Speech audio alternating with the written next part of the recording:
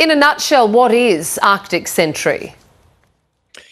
Well, Arctic Sentry is it's not a full big NATO initiative. This is something that's in its early days.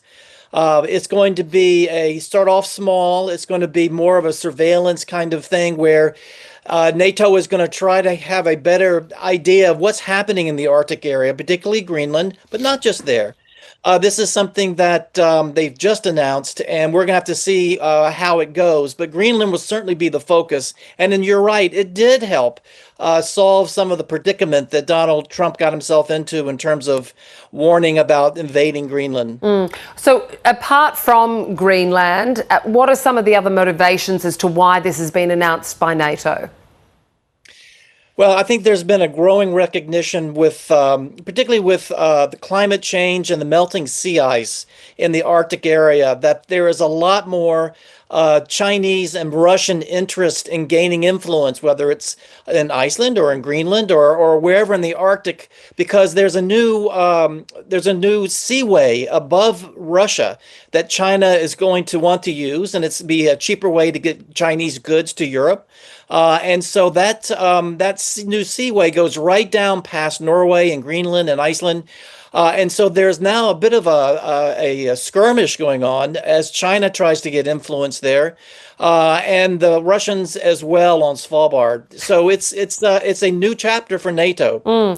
So with the announcement of Arctic Sentry, do you expect it will mitigate some of NATO's concerns when it comes to Russia entering those areas that you just mentioned with its capability of nuclear subs? There is the matter of Greenland, of course, as well as China. We know that there's no military boats going that way, but that commercial route is definitely an area. Will it go some way to mitigating those concerns? It very much will, because the first concern was there's a feeling that there wasn't enough domain awareness, as they say, in terms of what's happening in the Arctic and what's happening in Greenland. Denmark is doing a very good job of keeping its eye on what's happening there. Greenland home rule government is also very helpful, but it's a large, large area. And so the U.S. has a base already on Greenland. And so the feeling is that once there's a better idea of what's happening, satellite view, aircraft flying over and understanding where are our ships and maybe there are not any ships, what's the threat?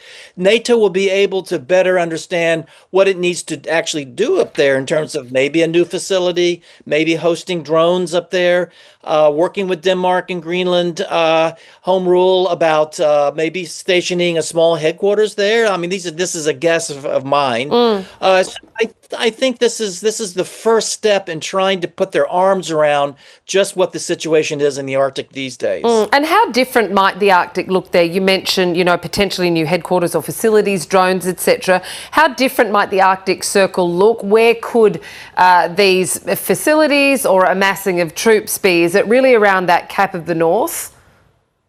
Well, I don't think we'll see a massing of troops, but I think we could see some type of base where you would have surveillance done. I mean, you would have drones looking out over the Arctic Sea, the Norwegian Sea, but I think a lot of what it will look like, getting to your question, is it'll look a lot in terms of air and also surface vessels kind of patrolling.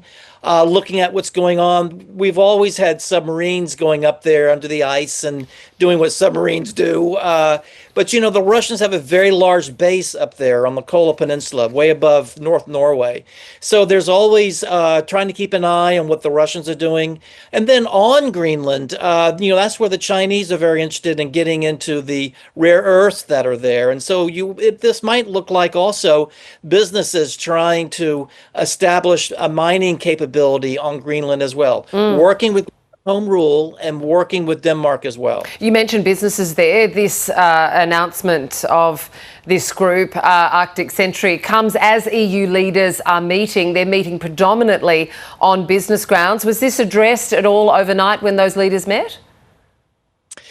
I don't know. That's a good question. I know that the speech itself was good news, I think, for a lot of people that were hoping the EU was going to really take a look at a lot of these studies that are being done and design programs, which I think they are doing, to cut back on the rules and regulations, to try to help stimulate investment and to make trade easier within Europe as well as between other nations in Europe. So there was a lot of very positive news coming out of Ursula von der Leyen's speech.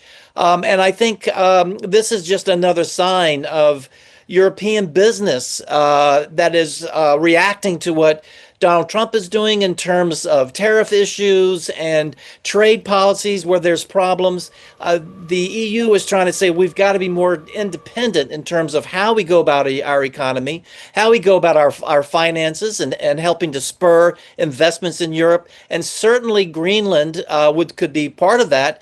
Denmark would certainly want to see that happen, and the Greenland Home Rule as well. So I think what von der Leyen was saying and what is happening in Greenland can actually work together in the coming years. Yeah, it's a fascinating part of the world. Jim Townsend, Adjunct Senior Fellow from the Centre for the New American Security. Thank you for speaking with me.